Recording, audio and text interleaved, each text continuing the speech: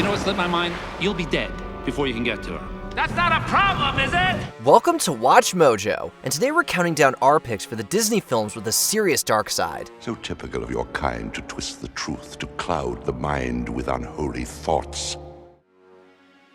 Number 10, The Beast's Curse, Beauty and the Beast. The devil's in the details when it comes to this animated Disney classic. We're speaking specifically of how the prince in Beauty and the Beast is transformed into this titular self. One winter's night, an old beggar woman came to the castle and offered him a single rose in return for shelter from the bitter cold. The 1991 film version contains a beggar woman who curses the prince, but La Belle et la Bête adds a sexual twist. The OG fairy tale includes a literal fairy, and it's this fairy that serves as a guardian for the prince after the deaths of his parents. Ashamed of his monstrous form, the beast concealed himself inside his castle with a magic mirror as his only window to the outside world.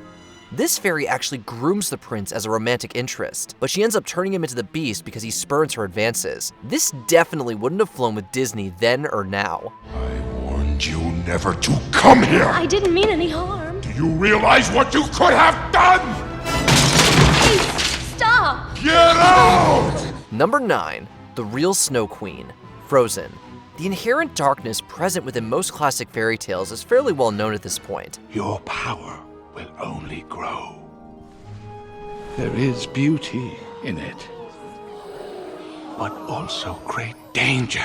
Hans Christian Andersen's The Snow Queen is no different, although at least both the Disney version and its source material include happy endings. The differences here involve the journey, and the adult themes of death and humanity. The devil himself actually appears in the Hans Christian Andersen tale, creating a mirror that, when eventually shattered, creates shards of hate that embed themselves within the people's eyes. No, stop! but then she doomed herself, and you were dumb enough to go after her. Please.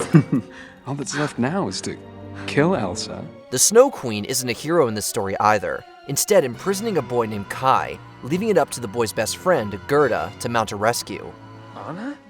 But she froze your heart. The only frozen heart around here is yours. Number 8, Disney-fied for the win? The Fox and the Hound. Disney's 1981 adaptation of the 1967 novel by Daniel P. Mannix changed a lot from the source material. I don't want to see you get killed. Drag him down, boy! I'll let you go this one time. This may be a good thing, however, if we're being honest, because we don't feel that Mannix's original manuscript would have made for a good children's film. For starters, the friendship at the core of Disney's version doesn't last too long in the book, with Todd and Copper primarily being at odds. If it's the last thing I do, I'll get you for this. There's also a lot of depressing deaths to be found in Mannix's novel, including Chief the Hound, Todd, and even Copper himself, at the hands of Master no less. Sure, Disney's The Fox and the Hound has some tense moments, but we're honestly glad they changed things up. Your foot is mending fine. You'll soon be yourself. Oh, land sakes. I don't know if I like that. Number 7, Pan's Darkness, Peter Pan.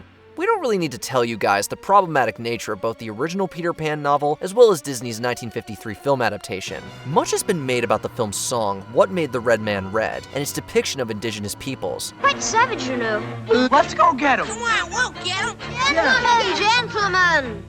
First, we must plan our strategy. Additionally, the Peter Pan archetype is often portrayed in a negative light with regard to immature and arguably toxic masculinity. Go on. Go back and grow up. But I'm warning you, once you're grown up, you can never come back.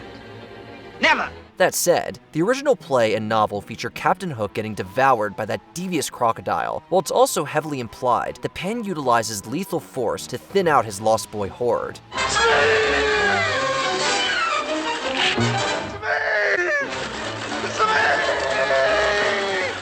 Number 6, A Prince's Burden, Tangled. Now look what you've done, Rapunzel. Oh, don't worry, dear. Our secret will die with him. The finales of both Rapunzel and Tangled, like Frozen and the Snow Queen, wind up happily resolved. However, the prince in the OG by the Brothers Grimm certainly has a tough time of it, after being tossed from Rapunzel's tower by the Wicked Witch. Everything is gonna be okay, though. No, Rapunzel. I promise, you have to trust me. No. Come on, just breathe. I can't let you do this. And I can't let you die. He's blinded by the fall, and it isn't until the prince is finally reunited with Rapunzel, guided by her singing, that her tears restore his sight. It's all a bit more harrowing, and we struggle to think of how the Disney team could have thought up a song highlighting these dark events that Mandy Moore could have performed. Bring back what once was mine. What once was mine. Number 5, Mythology and Murder, Hercules. Did anybody really think that the Disney version of Hercules and his labors could possibly approach the violent and sexualized original myths? The gods of Mount Olympus are constantly siring children, with and without the consent of their partners, and Hercules was no exception. Here, keep those away from the baby. Oh, he won't hurt himself. Let the kid have a little fun. Zeus and Hera are portrayed as a loving couple and supportive parents in Disney's film, but the Greek myths make it a point to underline Zeus's frequent infidelity. But why did you leave me on Earth? Didn't you want me? Of course we did. Your mother and I loved you with all our hearts. Hera was also jealous of Hercules' entire existence and made it a point in the myths to make attempts on his life. After all, Hercules was a constant reminder of her philandering husband. You were willing to give your life to rescue this young woman.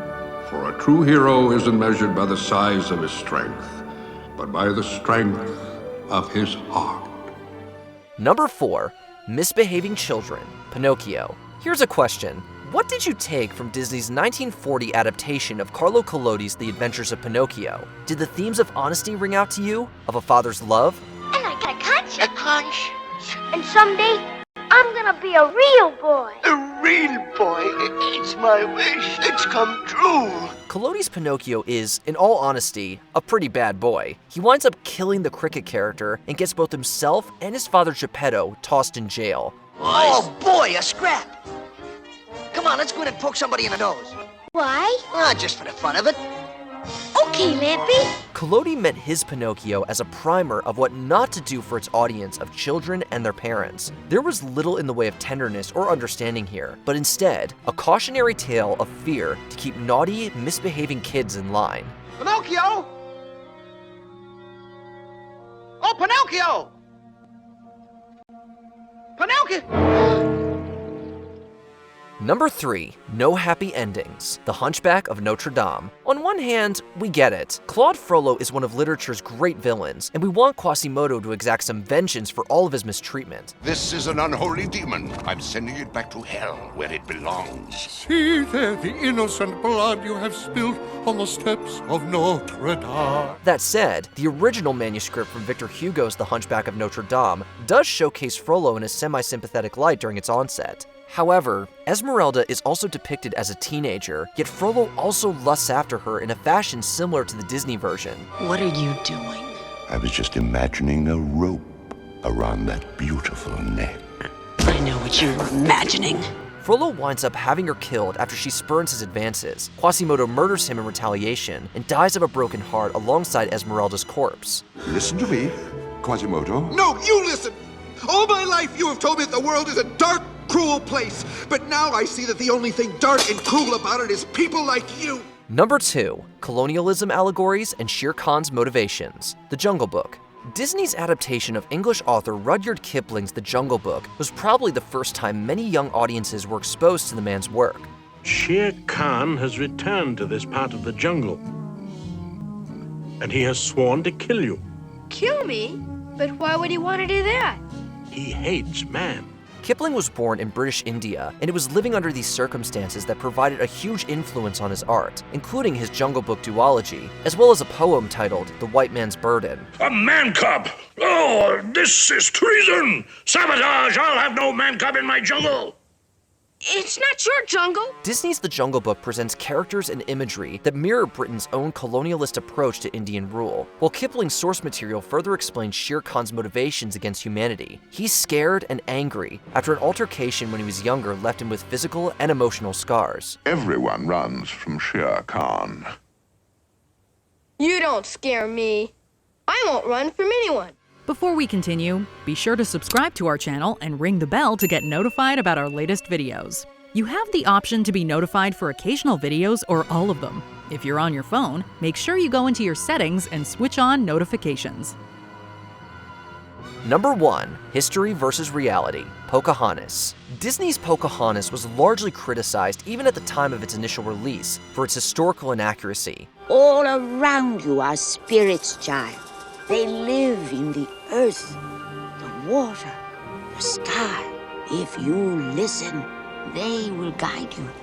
The story of the real-life Pocahontas is unfortunately one of colonial violence, tragedy, and injustice. She was known as both Amanute and Matawaka in her tribe, and she was younger than 10 when a nearly 30-year-old John Smith entered her village under a pretense of aggression. My name is Pocahontas. I'm John Smith. Her husband was eventually murdered, her life traded for a copper pot. The historical Pocahontas was essentially kidnapped, anglicized, and utilized as a political tool. It should be said that there is evidence that Pocahontas, now named Rebecca, eventually came to love her English husband John Rolfe, but the cinematic love story between her and Smith is unequivocally false. You have to go back. But I can't leave you. You never will. No matter what happens, I'll always be with you. Forever. Did any of these stories shock you? Let us know in the comments. I can't be bothered with that. I have no time for that sort of nonsense. Did you enjoy this video? Check out these other clips from WatchMojo, and be sure to subscribe and ring the bell to be notified about our latest videos.